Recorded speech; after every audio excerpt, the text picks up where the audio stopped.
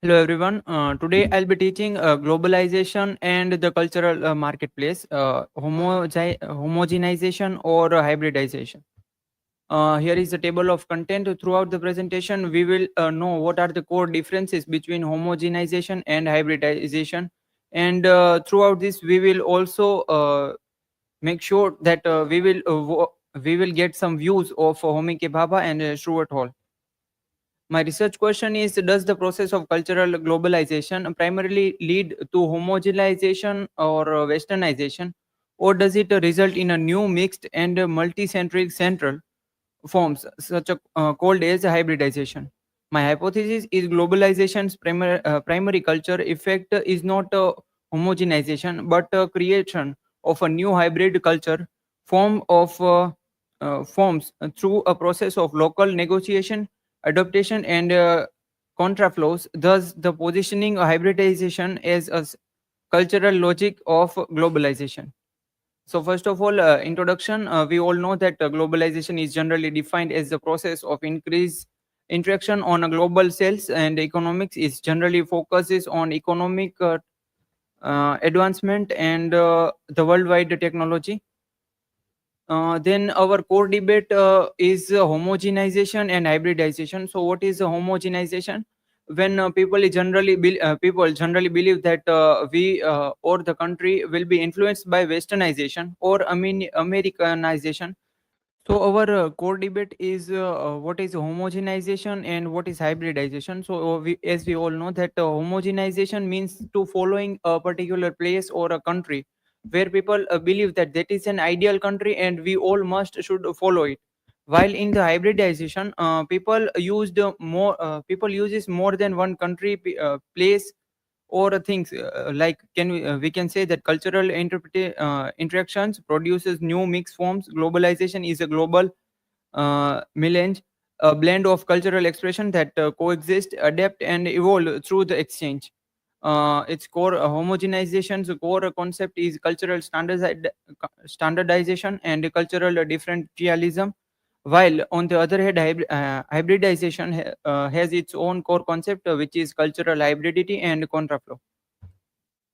We can get an example of pizza in both references. When pizza was firstly invented or made in Italy, then when India was introduced with this, then people firstly homogenized with that reference. Like people start believing that it is our own and we can eat it.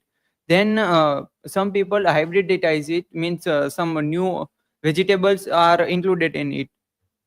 Then homogenization, economic and cultural flattering, media and concentration.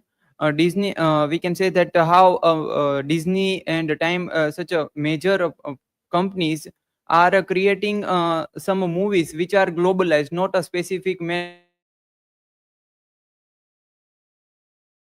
or a specific commodification and flattering. Homogenization promote consumerism and commodification of culture, leading to cultural flattering, where a symbolic diversity gives way to market-driven sameness.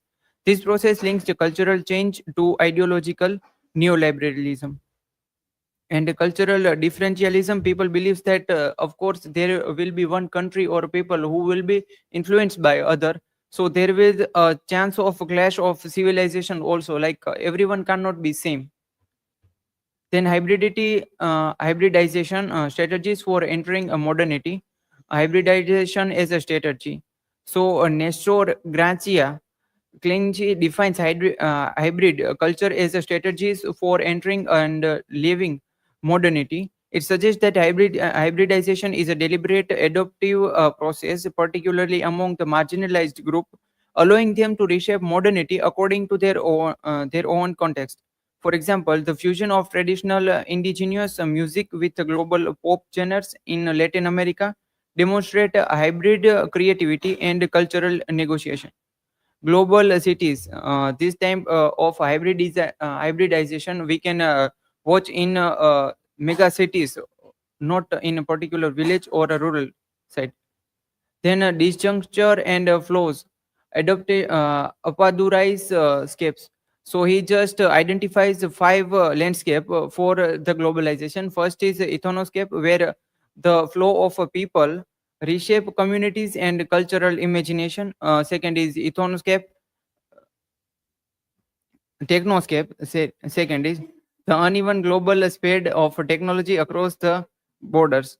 Then financescapes, the rapid complex movement of global capital. Then mediascape, the circulation of images, stories, and media narratives shaping imagined world. And idealscape, the flow of political and counter-political ideas such as democracy or sovereignty. The creative space of hybridity. It was in work of Homi K. Bhabha, where he introduced the term the third space of enumeration. This is in between or a liminal space where the new meanings and identities are constructed. Hybridity within this space act as a political force that displays the stories that constitute it and set up a new structure of authority and political narratives. This concept emphasizes resistance and transformation, not just cultural fusion.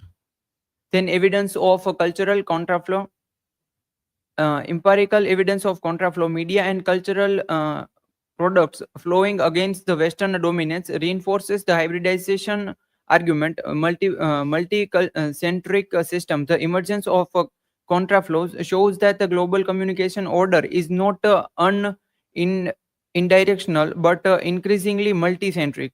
Negotiation, not domination. Global culture exchange represent negotiation rather than domination, as a local culture reinterpreted and export their creative products.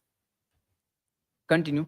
Examples of new non-Western cultural flow: the global success of India cinema with vast audiences beyond the India. We can see it in a movie like Bahubali or RRR, where they use some editing.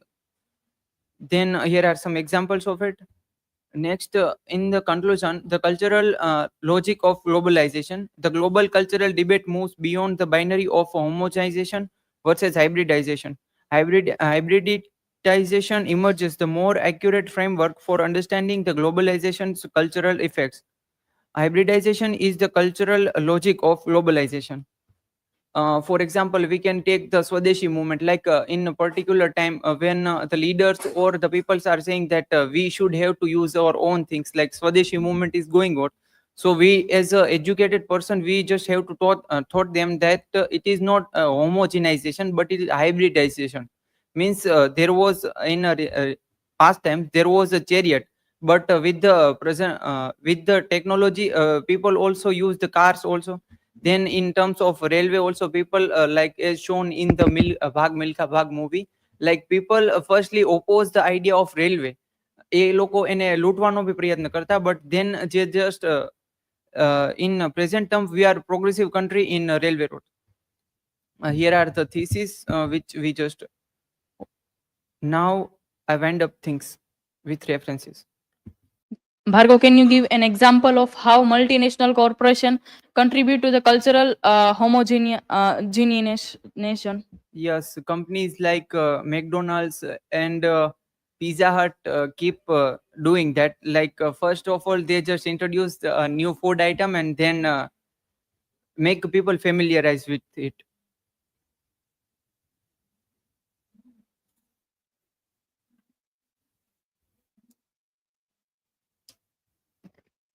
So my question is, how does India demonstrate cultural hybridization in the context of globalization, and why does this challenge the idea of cultural homogenization? Because India does not only merely copy it, but it adapts and reshapes them, creating a unique Indian identity. And thank you.